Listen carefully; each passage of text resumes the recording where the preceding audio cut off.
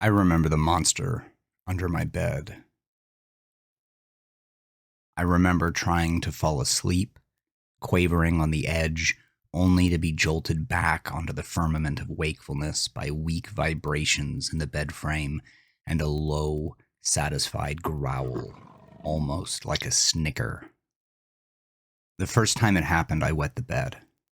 The growl was so close to my ear that I couldn't imagine that I'd imagined it. I was too scared to move, too scared to scream. The next day, I watched how my mother did the laundry so that I could clean the bedding myself. I was so ashamed that I couldn't let my parents know. They were both so worried about me. I mean, they never said it, but I picked up on it with the seemingly psychic prowess that, all children possess. See, I got bullied a lot, and my parents pressed into the refrain that I needed to be a big boy, and big boys solve their problems. They can take care of themselves. Letting them know wasn't an option, especially when my mother caught me transferring the sheets into the dryer. Her face lit up with gleeful surprise. I told her that I do my own laundry from now on, and she couldn't have been more proud. I still don't know if she figured it out when she helped me make the bed. The stink of my own urine was strong, that salty musk dangling in the air like a rotten hangman. Fortunately, the mattress was black.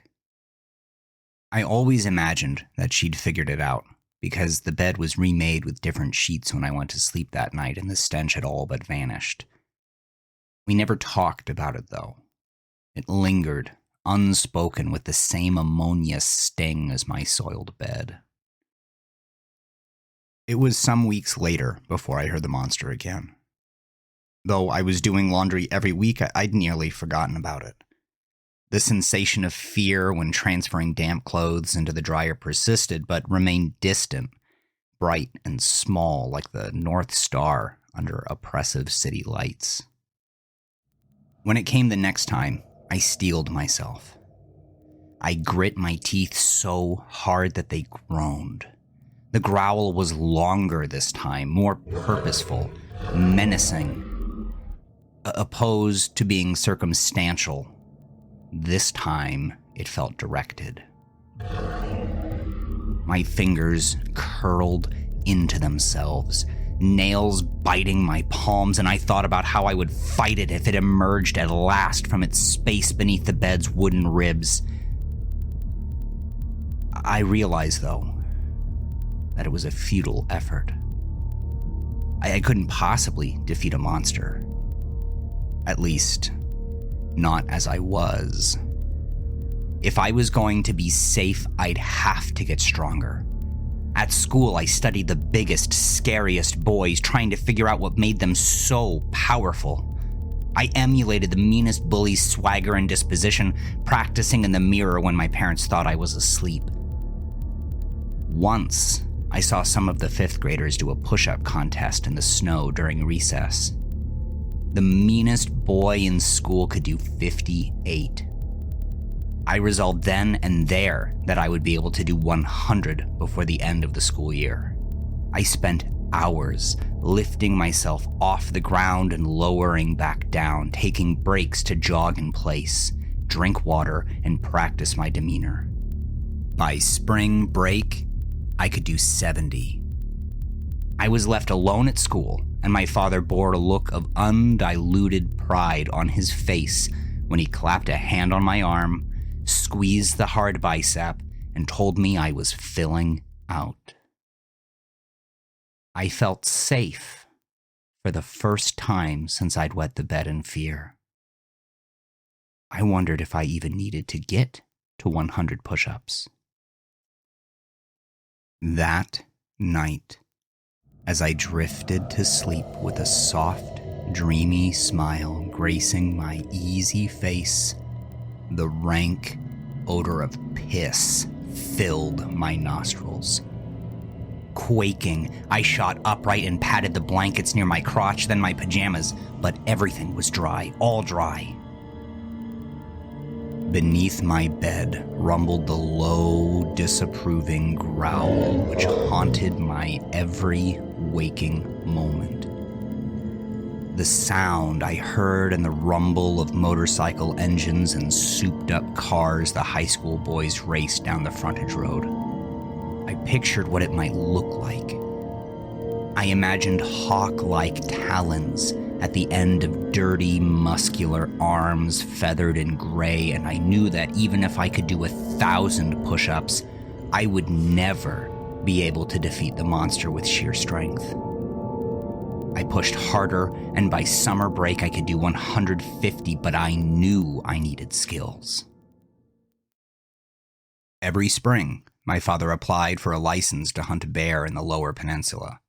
He never got selected for the permit and went on trips for deer instead, all the while grumbling about his fantasy of hauling in a massive black beast. We always had deer through the winter, and once he enlisted my help harvesting the meat. The skin,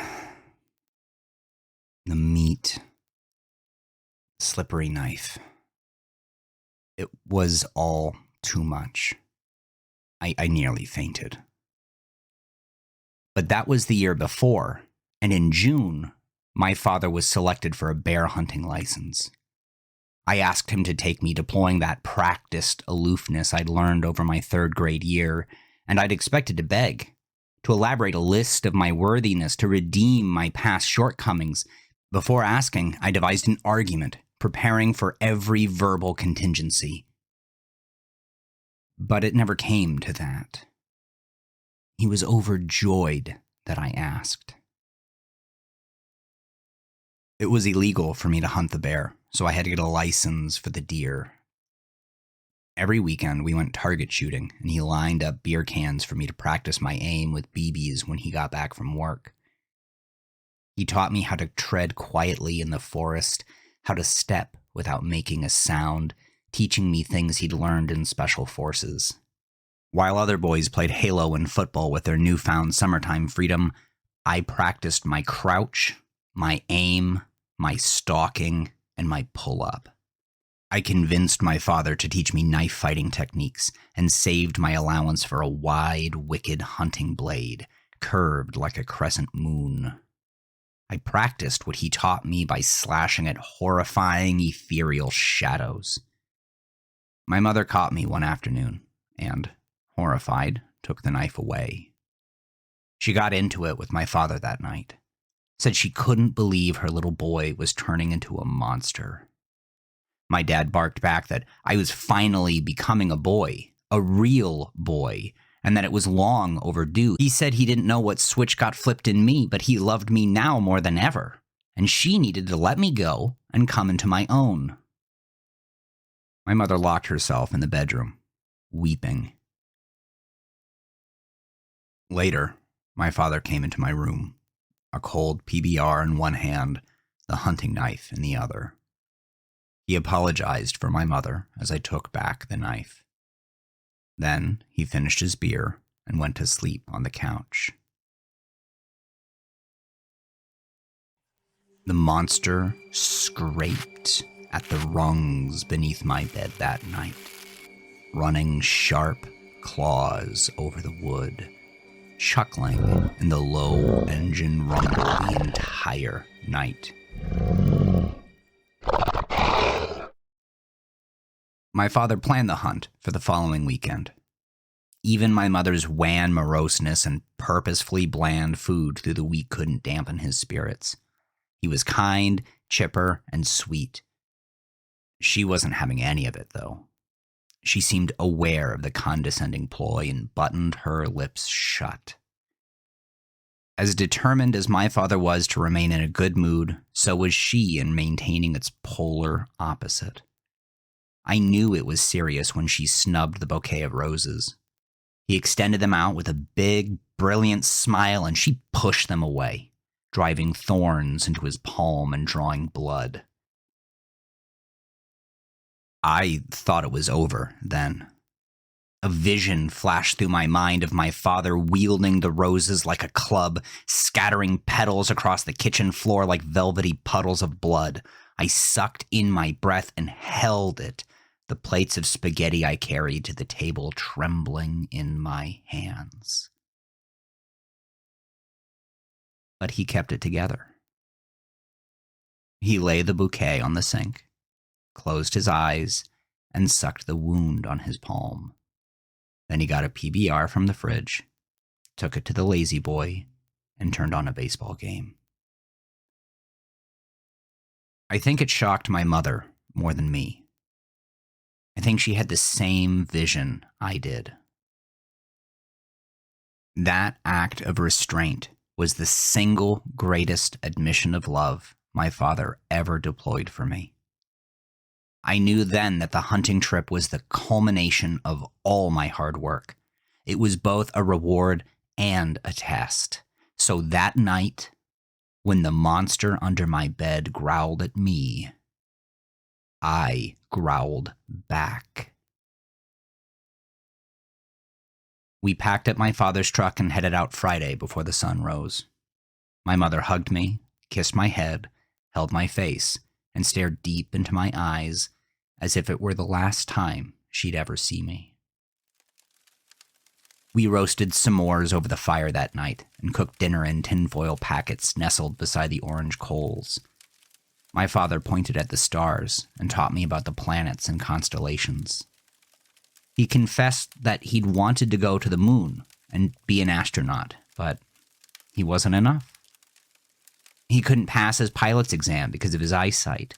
He'd gotten his master's in computer science anyway, hoping that by the time he finished, medicine would have advanced enough to help, but when LASIK was invented, he'd already had hypertension and a trick knee. He popped a roasted marshmallow in his mouth, cussing about the scorching guts, and then chased it with another PBR. Even then, at that age, I knew he was processing the confession for himself and not for my benefit. I hadn't understood most of the words he used, but I understood his tone and the pattern of his speech. I understood the longing that creased his face as he tilted his eyes skyward, and I understood the rapidly depleting six-pack of beer. It broke my heart, and not long after, I told him I was tired and going to bed. He hadn't come to the tent by the time I drifted off to sleep.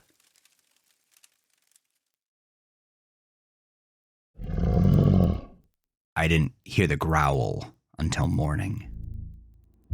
It took me by surprise because I thought for sure the monster was restricted to my bedroom.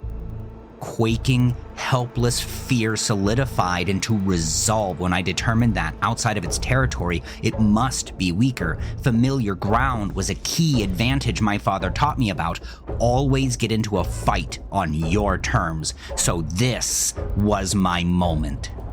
Seized with hateful courage, I snatched my father's rifle and loaded it while he stirred from sleep. I would live my life in a way that he couldn't. With malicious logograms scrawled across my face, I ripped the tent open. A massive black bear snuffled through a discarded foil packet.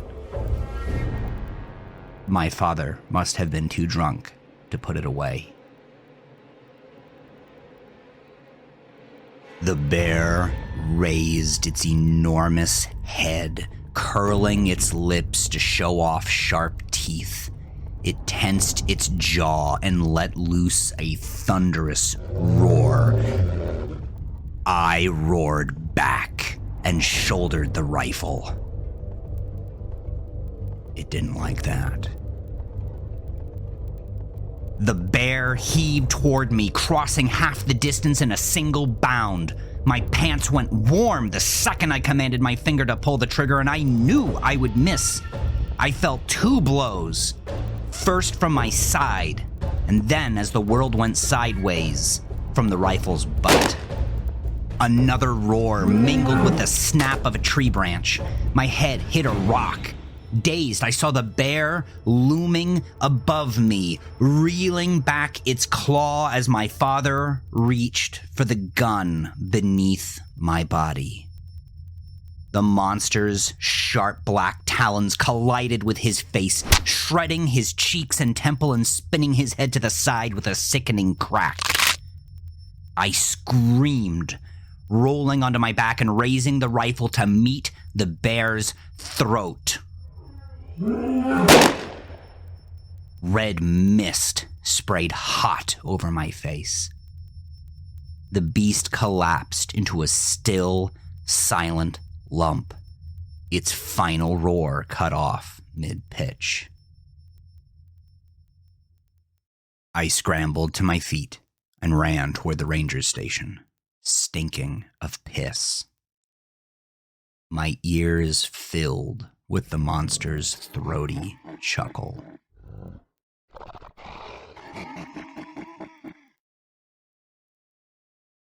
My mother was right about one thing. I wasn't the same when I got back. I slept a lot less, for starters. The night we buried my father, I got my first glimpse of the monster. It started as it always did, raking its claws against the ribs of my bed frame until I trembled, and then, once it knew it had my attention, began its low, rumbling growl.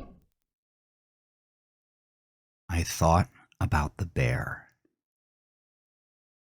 I thought about what happened when I growled, too. So I kept it in. Tears caught in my throat like a hot coal, and I clenched my teeth so hard I thought they'd crack. From my gut, toxic purple hate boiled into my throat with acidic sting, and I whispered, "Square up, you ugly son of a bitch." Before my eyes, 4 pale fingers, long and sharp like tiger's fangs, peeked over the bed and wrapped around the edge. Puckered, wet sores mottled the sickly white flesh like screaming mouths. The ammonia stink of piss filled my nostrils, but this time I knew it wasn't me. I knew in the deepest chambers of my heart that the stink emanated from the monster and that I was clean. I visualized a gaunt creature with stringy black hair, its face collapsing under rotten cheeks and sunken bone. I imagined it opening its lipless jaw and exhaling piss-stinking breath from between 2 squat rows of yellow piranha teeth. Then I imagined driving the hunting knife between its eyes. I told it over and over again to leave me alone, synchronizing my sharp, ugly commands with its pitiful wails as I drove the knife into its body again and again and again. I repeated the words over and over again, and with every insistence the creature diminished, fading away, until the knife slipped from my blood-slick hands and it managed to scurry away alive.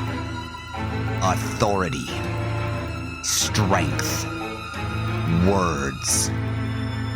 The power of a command, like a sorcerer's spell, had saved me. I knew what skills I needed now. I learned how to wield consonants and vowels, rhetorical devices, entire languages like a finely crafted blade. Through middle and high school, I was the undefeated national debate champion. The bullies left me alone, not for fear of my growing physical threat, but for fear that my words might tear their heart to ribbons. I found weaknesses in their sensibilities as simply as feeling for space between ribs, and then I'd slide silver-tongued daggers into the tender flesh of their self-esteem. Every time I sent them away, utterly decimated. I thought about the soft spot on a bear's throat, the heat of soiled pants, and the taste of blood. I got better and more ruthless because I knew that if I ever eased up, I would meet the monster again, and this time it would find the soft places on me. After graduating university magna cum laude with a degree in poli-sci, it was just a matter of time before I landed a position at the State Department. The monster only appeared when I drank too much or had nightmares about my father. Whenever that happened, I'd push even harder. It came to me again when I was appointed National Security Advisor. The country was on the brink of war, the president was unpopular, and I let all the doubt creep in. The night I confided in a casual companion that I didn't know if we would avoid the worst, that all roads led to hell, that was the first night in years that I had to fall asleep against the thunder of its growl. But I strong-armed the globe into peace. I made the world obey. I broke an intern's jaw when he called me Henry Kissinger and bent back his fingers until he said my name. Then I broke one anyways as a tax for the trouble. I won my first presidential bid by a wide margin. Voters loved the bear story. One cartoonist depicted it as Russia. When I saw it in the paper, I burned it and then made some calls. He was fired the next day, and before the week was up, he got picked up for dealing heroin. I won my second race in a landslide, and I haven't smelled the stink of fear ever since.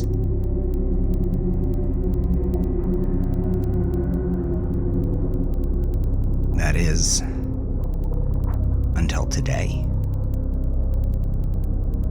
I landed in London for the G20 summit. After dinner, when all the well-dressed monkeys smoked cigars on the veranda, a wiry man with skin the color of spoiled pork approached. He said he represented an arms manufacturer called Halfas, explaining that they'd like to help us in the upcoming war. I explained to him that there was no war. We lived at the start of the longest peace in history. It was true. I'd positioned the country at the head of a powerful global government. The notion of war was impossible. The world wanted peace, and I gave it to them. He chuckled, with a voice low and raspy from too many cigarettes. The man from Halfas said he wasn't so sure. Hear me out first. I missed his entire proposal because I couldn't stop staring at the cold sore nestled in the corner of his mouth. A crusty yellow graveyard scabbed over the wet wound and repulsed me. He finally got my attention when he asked about the bear. He asked if the story was true. Around me, the other men stiffened visibly. They let the crickets fill the long silence. I said yes. It was true. The man from Halfas told me that my father must have been a very special person. It's important to remember the fallen and never forget who got us where we are today.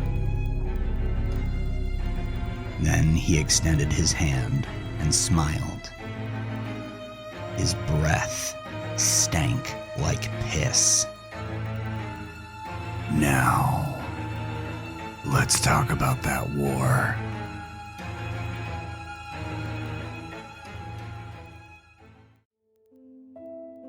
Thank you for sharing my nightmares and helping me carry the grief. If you enjoyed today's episode, please share your favorite story with a friend or family member. It goes a long way. Don't forget to like and subscribe, and tell me your thoughts in the comments below. If you'd like to go the extra mile, you can find me on Patreon, where you'll get early episodes and behind-the-scenes insights into each story. You can keep in touch with me on Instagram or at nightmaresandgrief.com. Thanks again for spending this time with me. Peace.